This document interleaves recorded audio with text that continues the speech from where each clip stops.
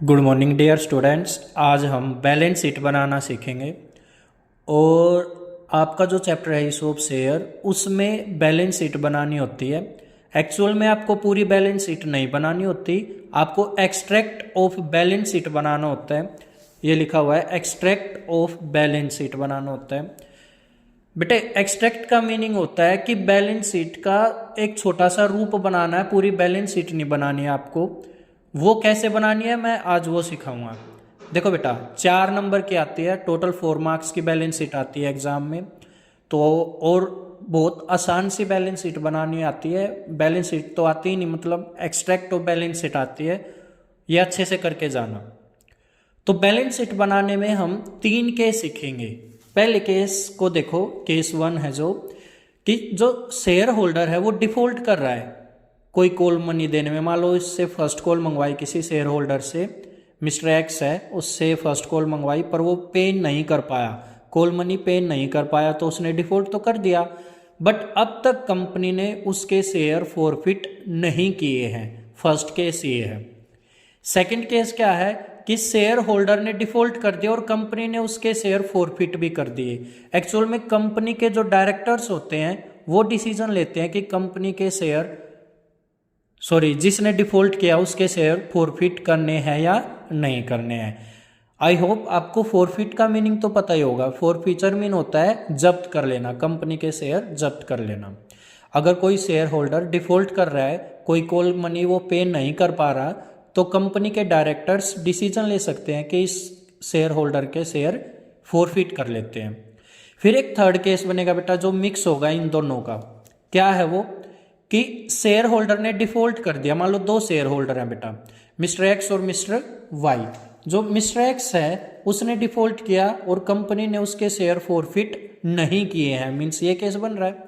और इसी क्वेश्चन में एक और शेयर होल्डर है, मान लो मिस्टर वाई है, उसने डिफॉल्ट कर दिया और उसके शेयर कंपनी ने फॉरफिट कर लिए, मीन्स यहाँ पर तो फॉरफिट नहीं हो रहे हैं और यहाँ पर फॉरफिट हो रहे हैं। ये वाला केस हो जाएगा। तो ये मिक्स हो गया इन दोनों केस का। तो इस वीडियो में हम अपना जो फर्स्ट केस है वो कवर करेंगे। देखना बेटा एक बार, सबसे ऊपर तो लिखना कैपिटल लेटर में बैलेंस शीट एज एट, जो भी डेट है, जैसे मान लो 31 मार्च 2017 लिख लेना, जो भी ईयर दे रखा होगा वो आप लिख लोगे।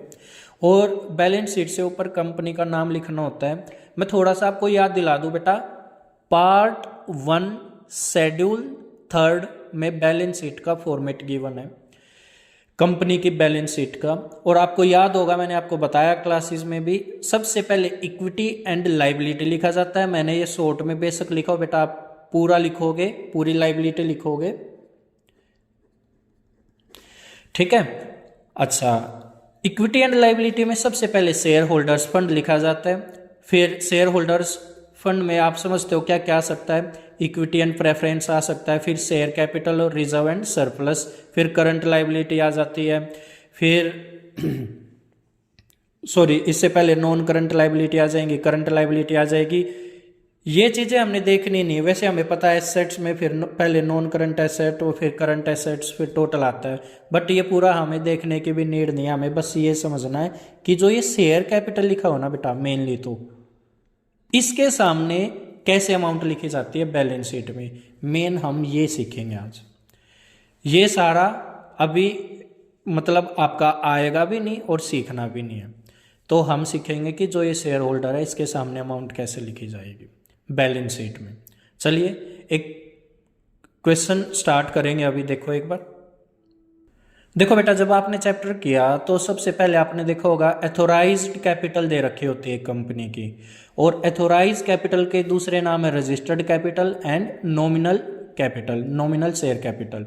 तीनों का एक ही मतलब है, कंपनी की एथोराइज कैपिटल लिख रहा हो, नॉमिनल कैपिटल लिख रहा हो या रजिस्टर्ड, एक ही बात होती है।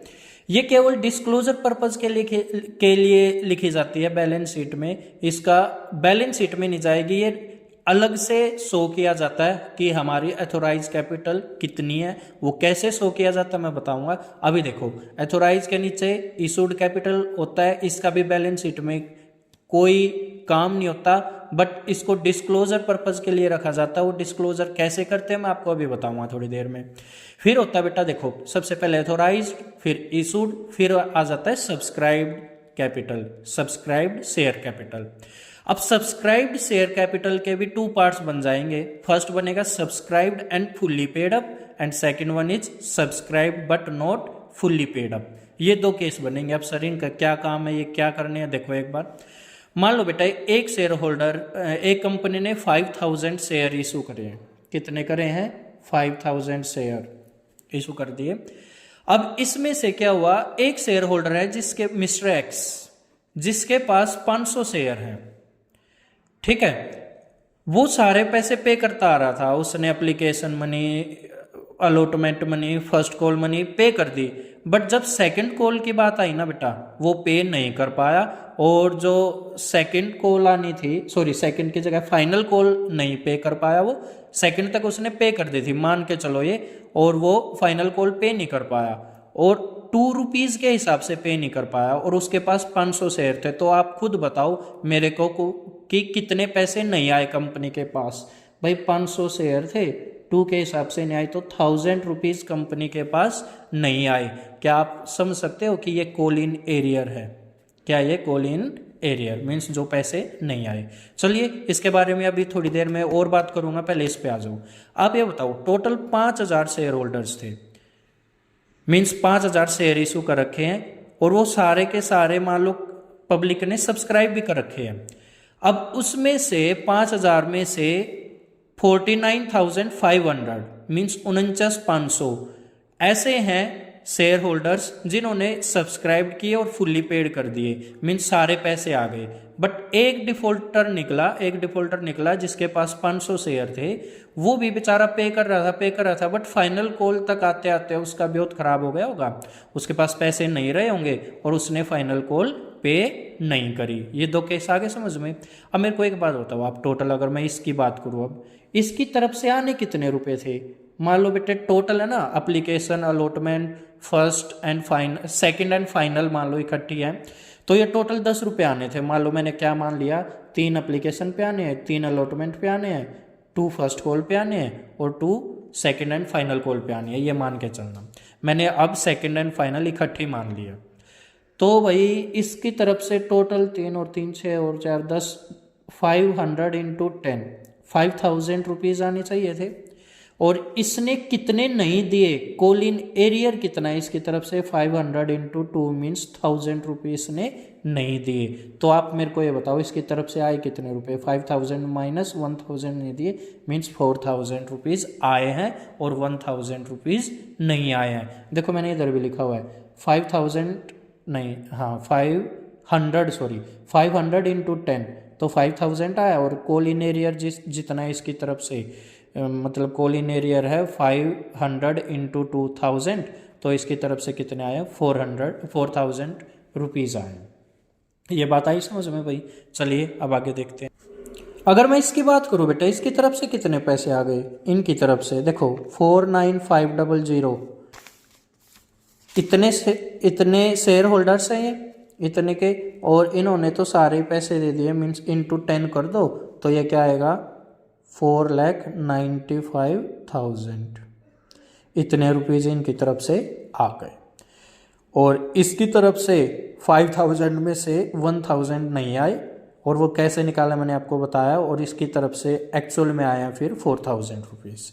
अब बेटा एक क्वेश्चन करेंगे और पूरा क्वेश्चन पढ़ के सबसे पहले हम ये ऐसे ही निकाल लेंगे कि हाँ भाई कितने शेयर होल्डर्स हैं जो फुल्ली पेड कर रहे हैं और जो फुल्ली पेड नहीं कर रहे हैं। चलिए करते हैं क्वेश्चन।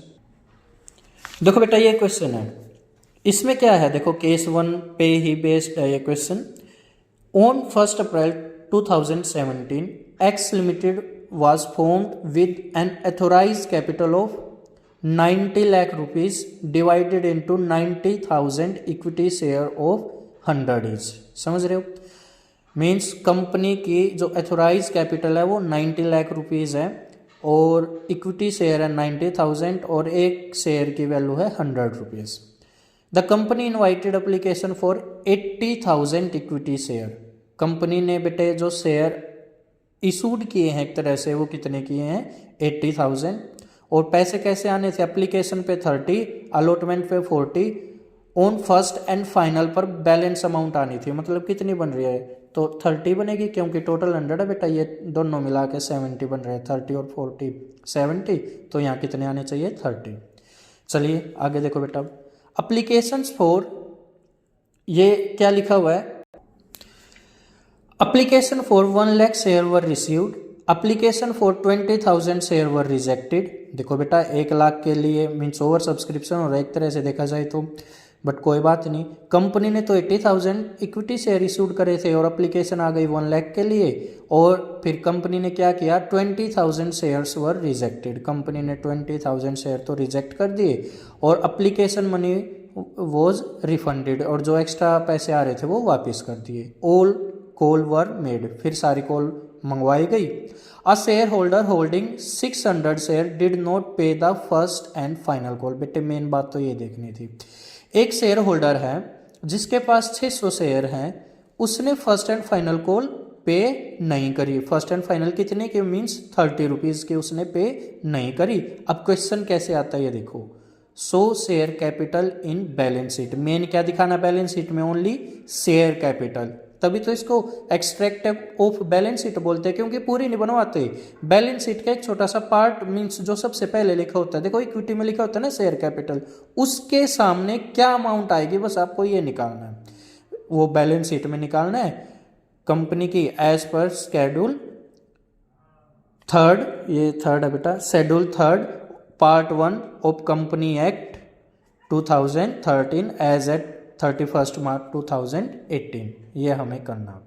चलिए बेटे, अब मैंने बताया था सबसे पहला क्या स्टेप करना, पहले वो करेंगे हम। बेटे देखो सबसे पहला स्टेप है, टोटल कंपनी ने कितने शेयर इशू कर रखे हैं, एप्लीकेशन कितने के लिए दे रखी है 80,000 के लिए। वैसे देखो सब्सक्राइब करने वाले तो 1 लाख आ गए थे, बट हमने देखा कि 20,000 रिजेक्ट कर दिए कंपनी ने, तो बात घूम फिर के कितने शेयर्स पे आ गई थी 80,000 पे। अब मैंने क्वेश्चन पढ़ा तो ये देखा कि भाई जो डिफॉल्ट कर रहे हैं वो कर रहा है एक शेयर होल्डर जिसके पास कितने शेयर हैं 600 शेयर है। एक शेयर होल्डर है जिसके पास 600 शेयर है, वो डिफॉल्ट कर रहा है। इसका मतलब subscribe but not fully paid up, subscribe but not fully paid up में आ गया 600 शेयर, और सब्सक्राइब एंड फुल्ली पेड में आ गया 80,000 में से मैंने 600 माइनस किया तो ये आया 79,400। इतने मतलब subscribe and fully paid up हो गए। फर्स्ट स्टेप मैंने ये अपना रफ में करके देख लिया। फिर देखो बैलेंस शीट मैंने सिखा रखी है आपको, ऊपर लिखते हैं कंपनी का नाम, फिर balance sheet as at 31 March 2018, आप पूरा मार्च लिखना बेटा, ऊपर पर्टिकुलर्स, फिर नोट नंबर, फिर अमाउंट, और थोड़ा साफ लिखना आप। सबसे पहले इक्विटी एंड लाइबिलिटी की हेडिंग होती है, इक्विटी एंड लाइबिलिटी में आपको पता है सबसे पहले लिखते हैं शेयर होल्डर्स फंड, और फिर इसके नीचे आता है शेयर कैपिटल, और ये शेयर कैपिटल के सामने ये अमाउंट कैसे आई इसके लिए हम रेफर करेंगे नोट नंबर, ये लिखा हुआ मैंने 1। तो आपको ऐसे ही एग्जाम में करना है, केवल आप शेयर होल्डर्स फंड के नीचे शेयर कैपिटल लिखोगे, आप पूरा लिखोगे यहाँ शेयर होल्डर फंड के नीचे शेयर कैपिटल, और ये अमाउंट कैसे आई वही इसके लिए हम नोट्स टू अकाउंट बनाएंगे। अब हमारी वर्किंग असली में स्टार्ट होगी, नोट्स टू अकाउंट अब बनाएंगे हम। अब देखो बेटा नोट्स टू अकाउंट बना रहे हैं हम, और नोट्स टू अकाउंट ये एक तरह से मान लो वर्किंग नोट है हमारा। सबसे पहले पर्टिकुलर्स अमाउंट डाल लो, देखो शेयर कैपिटल में सबसे पहले लिखते हैं यहाँ पर authorise share capital 90,000 equity share थे ना 100 के हिसाब से, तो मैंने 90,000 को 100 से मल्टीप्लाई किया, ये 90 लाख रुपीज़ आ गया। और बेटे ये बैलेंस शीट में नहीं जाता, बस यहीं शो करना होता है, इसलिए तो मैं कह रहा था ये ओनली फॉर डिस्क्लोजर पर्पज होता है, ये बैलेंस शीट में नहीं जाएगा। यहाँ भी लिखा हुआ मैंने only for disclosure will not go in balance sheet. चलो यहाँ पर आई ये बात समझ में, और इसको डबल लाइन इसलिए कर दिया यहाँ पर कि इसका और कोई काम नहीं है, बस ऐसे लिखना था, बस बताना था कि भाई आपकी अथोराइज शेयर कैपिटल है 90 लाख रुपीज़। फिर अथोराइज का दूसरा नाम मैंने बताया था रजिस्टर्ड या नॉमिनल भी होता है। फिर होता है इशूड शेयर कैपिटल, भाई इशूड कितने करे है कंपनी ने 80,000 इक्विटी शेयर किए हैं 100 के हिसाब से, तो 80,000 इंटू 100 करोगे आप तो ये आ जाएगा 80 लाख रुपीज़। ये होता है only for disclosure purpose will not go in balance sheet, ये भी बैलेंस शीट में ही नहीं जाएगा, इसलिए मैंने ये डबल लाइन भी कर दिया। इशूड बता दिया भाई, टोटल 80 लाख रुपीज़ के हुए थे। अब आई है बेटे मेन हेडिंग, सबसे मेन हेडिंग, ये लिखना जरूर है ये भी, ये ऐसे। अब आइए सब्सक्राइब्ड शेयर कैपिटल, बेटा इसकी भी दो हेडिंग निकलेंगी, क्या, एक तो subscribed and fully paid up और एक subscribed but not fully paid up. जो subscribed and fully paid up वाली है वो बताओ। देखो 80,000 में से जो डिफॉल्ट कर रहा था एक शेयर होल्डर, उसके पास कितने शेयर्स थे, उसके पास थे वही 600 शेयर। तो देखो ये लिखा हुआ 600, 80,000 माइनस 600 कर देना, ये आएगा 79,400 इक्विटी शेयर ऑफ 100 के हिसाब से। तो ये सब्सक्राइब एंड फुल्ली पेड हो गए। मैंने क्या किया, 79,400 इंटू 100 किया और ये अमाउंट आ गई, मीन्स ये तो आ गया भाई हमारे पास। अब जो नहीं आया वो बात करते हैं। देखो एक बार 600 subscribe but not fully paid up heading डाली। अब 600 equity share of 100 is 600 into 100 आने तो चाहिए थे 60,000, क्लियर। और कितने नहीं आए, फाइनल कॉल नहीं आई थी ना इसकी तरफ से, तो 600 इंटू 30, सर ये 30 कहाँ से आया बेटा, अभी क्वेश्चन में समझाया था मैंने, जो फाइनल कॉल है वो 30 की बन गई थी। और ये जिसके पास 600 शेयर है वो पे नहीं कर पाया था फाइनल कॉल, तो मैंने क्या किया 600 इंटू 30 किया, ये आ गया 18,000।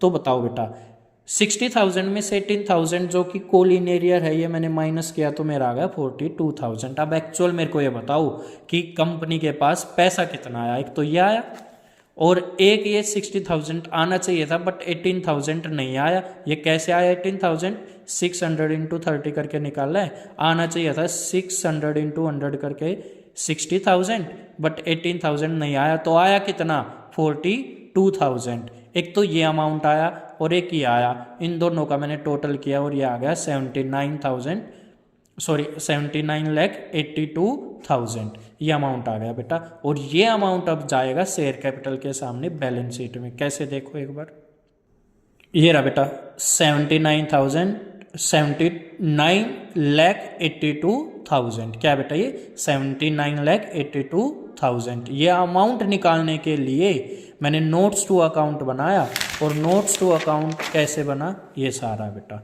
ये टोटल किया है तब ये अमाउंट आई और तब वो मैंने यहाँ पर पुट करिया है।